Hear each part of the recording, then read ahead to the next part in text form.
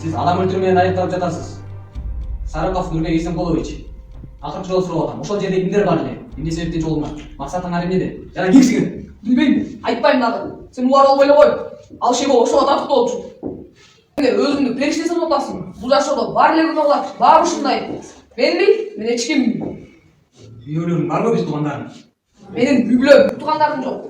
Мен жалгызмын. Тигинси кетсе керек. Эмне болуп атканын билбейм. Сен үй-бүлөңдү билбейсиң да. Бул кылмышкер жаш жигит үй-бүлөсү жөнүндө эскерет.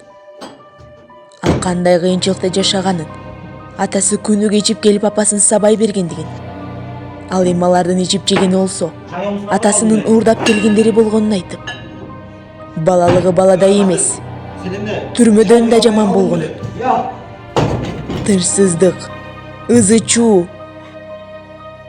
уруш талаш, зомбулук көрүп чоңойгонун айтып, анан акырында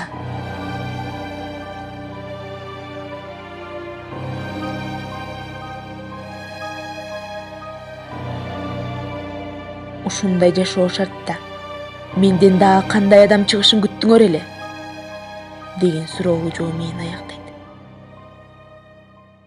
Анан кандай адам чыкмак эле деп бүтүрсөк болот. Бирок журналисттер бул адамдын дагы бир тууганы бар экенин угуп калышат.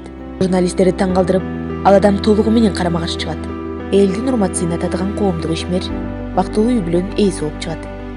Мирбек да Нурбек айткандардын баарын айтып, акырында мындай жашоо эмнеге алып келерин көргөн соң мен мындан башкача боло алмак эмесмин деп сөзүн жыйынтыктайт.